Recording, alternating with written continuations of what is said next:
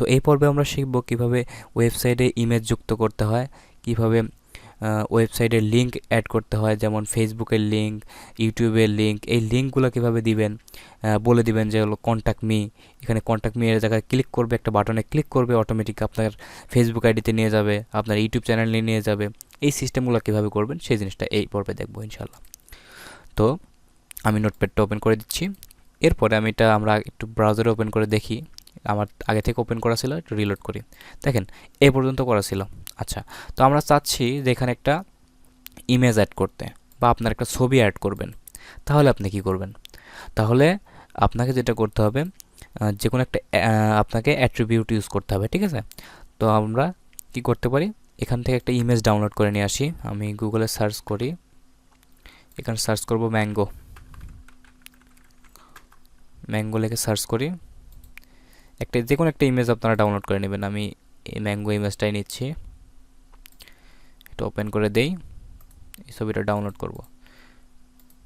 এই ছবিটা ডাউনলোড করার জন্য এখানে ক্লিক করি। ডাউনলোড আশা করি সবাই করতে পারবেন, এবং ফাইলটাতে সেভ করে দিই। এখানে HTML ফোল্ডারের মধ্যে ইমেজটা আমি রেখে দিই। ধরেন একটা নাম দিলাম, 1.jpg নাম দিলাম। ওকে, আচ্ছা, 1.jpg এই ইমেজটার নাম। এখন আমি কেটে দিই। এখন আমি চাচ্ছি আমি যে ইমেজটা ডাউনলোড করলাম, এই ইমেজটা আমি এখানে রাখবো বা এখানে দেখাবো। তাহলে কি করতে পারি? তো দেখেন, এটা খুবই সহজ। এখানে আমি লিখবো হলো, খুবই সিম্পলি জাস্ট লিখবো, লেস দেন দিব এবং img, যেহেতু এটা ইমেজ এই জন্য img লিখলাম। img লেখার পরে এটার কোনো এন্ডিং ট্যাগ নাই, ঠিক আছে? এটার কোনো এন্ডিং ট্যাগ নাই। আচ্ছা, এটাই হলো, এইভাবেই লিখতে হবে ইমেজটা, আবার স্ল্যাশ দিতে হবে এবং গ্রেটার দেন দিয়ে শেষ করতে হবে। এটাই হলো সিস্টেম, ইমেজটা আনার সিস্টেম। এরপর একটা স্পেস দিবেন এবং এখানে লিখবেন SRC, মানে সোর্স। এই সোর্সটা আপনি একটা সমান চিহ্ন দিবেন, সমান সমান বলতে পারেন না কি বলেন, আমি তো ছোটোবেলা থেকে শুনে আসছি এটা সমান সমান। আসলে সমান সমান হবে কি না সমান হবে এটা আমি সঠিক বলতে পারবো না, তো আমি সমান সমান বলে অভ্যস্ত, তাই জন্য সমান সমান বললাম। আচ্ছা, যদি সমান হয়ে থাকে তাহলে ঠিক আছে। আচ্ছা, তো সমান সমান দেওয়ার পরে ডবল কোটেশন দিব। ডবল কোটেশন দেওয়ার পরে এইখানে আপনার ইমেজের নাম দিতে হবে। এই সোর্সের মধ্যে আপনার ইমেজের নাম দিতে হবে। তো আমাদের ইমেজের নাম কি মনে আছে?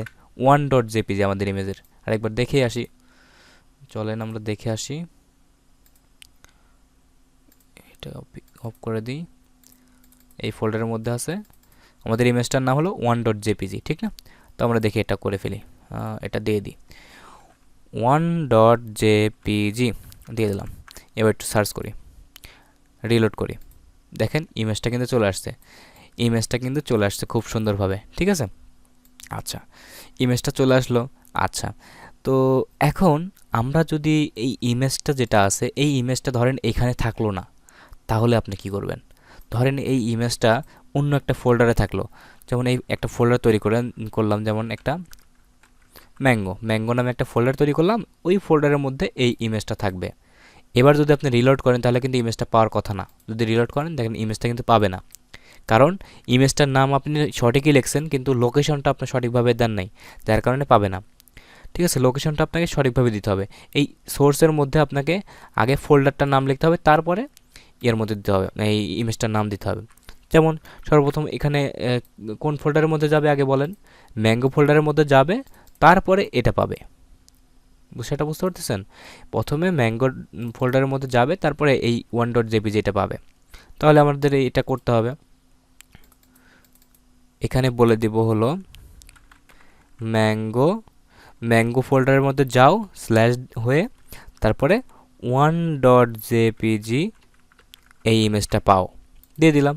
এবার একটু রিলোড করে দেখি ইমেজটা আসে কিনা। দেখেন ইমেজটা কিন্তু চলে আসছে। আচ্ছা, তো এখন আমাকে বলেন, যদি এই ইমেজটা এই ম্যাঙ্গো ফোল্ডারের মধ্যেও না থাকলো, যদি ইমেজটা আরেকটা ফোল্ডারে থাকে, যেমন ম্যাঙ্গো 2 এটার মধ্যে থাকলো, এটা আমি এটার মধ্যে রাখিয়ে দিলাম। আচ্ছা, এখন কোথায় থাকতেছে? সর্বপ্রথম ম্যাঙ্গো ফোল্ডারে যাচ্ছে, তারপরে আবার ম্যাঙ্গো 2 ফোল্ডারের মধ্যে যাবে, তারপরে ইমেজটা পাবে। তাহলে কি করতে হবে বলেন তো? আচ্ছা, আমি এটা বলে দিচ্ছি কিভাবে করবেন। আবারও এখানে লিখবো হলো ম্যাঙ্গো 2 এই ফোল্ডারের মধ্যে যাবে, তারপর স্ল্যাশ দিলাম, স্ল্যাশ দিয়ে কী করব 1.jpg এটা দিলেই ইমেজটা পাবে। রিলোড করি, ইমেজটা পেয়ে গেছে। বুঝতে পারছেন? আচ্ছা, তো এখন আমরা যদি আবার আরেকটা ফোল্ডার করি, ধরেন এখানে করি হলো ম্যাঙ্গো 3 এটা করে দিলাম, এই ফোল্ডারের মধ্যে ইমেজটা আছে। তাইলে আপনি কি করবেন? এবার যদি রিলোড করি তাইলে আপনি কি করবেন এটা আমাকে কমেন্ট বক্সে বলে দেবেন, অথবা এটা আপনার অ্যাসাইনমেন্ট। ঠিক আছে, এটা এই ইমেজটা আমাকে আনে দেখা দিবেন। তো এটাই আপনার অ্যাসাইনমেন্ট, এটা দেখা দিবেন। আচ্ছা, এই ইমেজটা আমি এখন আর দেখাবো না। ওকে, তো এরপরে আমি চাচ্ছি যে একটা বাটন থাকবে বা একটা কিছু একটা থাকবে, এখানে জাস্ট ক্লিক করলেই আমার ফেসবুক আইডিতে নিয়ে যাবে, বা এখানে একটা ক্লিক করলেই আমার ইউটিউব চ্যানেলে নিয়ে যাবে। এরকম কিছু একটা লিঙ্ক দিতে চাচ্ছি। তাইলে পরে কী করব?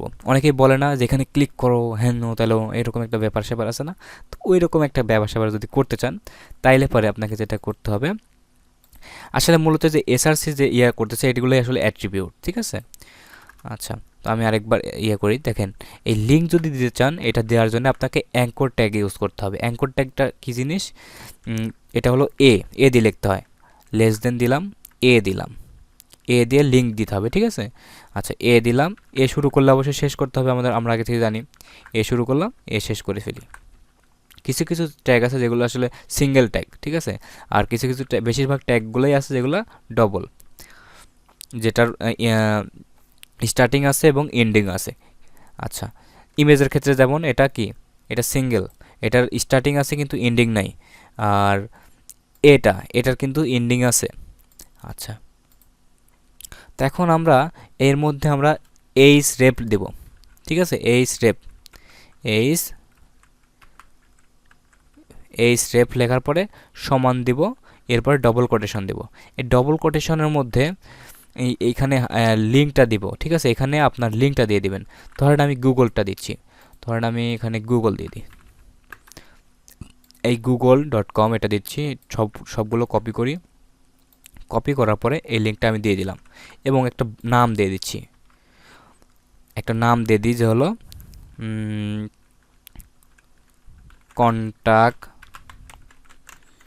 কন্ট্যাক্ট মি, এটা দিয়ে দিলাম।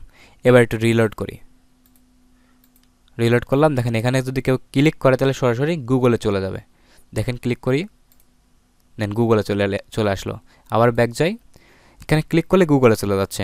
আচ্ছা, তাহলে যদি আমরা ফেসবুকে যেতে চাই, ফেসবুক যাই, এই facebook.comটাকে আমি কপি করি। আচ্ছা, এটা কেটে দিচ্ছি এবং আমরা এই লিঙ্কটা চেঞ্জ করে দেব। জাস্ট এই লিঙ্কটা চেঞ্জ করে দেব, তাহলে ফেসবুকে চলে যাবে। এবার যদি রিলোড করি, দেখেন এখানে কন্ট্যাক্ট মি, এখানে যদি কেউ ক্লিক করে অটোমেটিক আমার ফেসবুক আইডিতে চলে যাবে। এরকম হলো সিস্টেম। তো এরপরে যদি আপনার যদি মনে চায় যে ইউটিউবের লিঙ্ক কীভাবে দিবেন, এই ইউটিউবের লিঙ্কটা আপনার দেওয়ার কাজ, এটা আপনার অ্যাসাইনমেন্ট। তো এটা আপনি করার চেষ্টা করবেন যে ইউটিউবের লিঙ্ক কীভাবে দিবেন। আপনার তাহলে দুইটা অ্যাসাইনমেন্ট থাকবে, সেটা হলো একটা ইমেজ আনা এবং একটা লিঙ্ক অ্যাড করা, যেটা হলো ইউটিউবের লিঙ্ক এখানে অ্যাড করা। তো আমি ফেসবুকেরটা দেখাইছি, গুগলেরটা দেখাইছি, ইউটিউবেরটা দেখাইলাম না। ইউটিউবেরটা আপনারা দেখবেন। আচ্ছা, তো এখন বিষয়টা হলো এই যে এই স্টেপটা লিখলেন, এই স্টেপের মধ্যে যে কোডগুলো লিখলেন, এগুলোই আসলে অ্যাট্রিবিউট। ঠিক আছে, আচ্ছা, এটা হলো স্টার্টিং ট্যাগ আর এটা হলো এন্ডিং ট্যাগ। আশা করি বিষয়টা বুঝতে পারছেন অ্যাট্রিবিউট সম্পর্কে।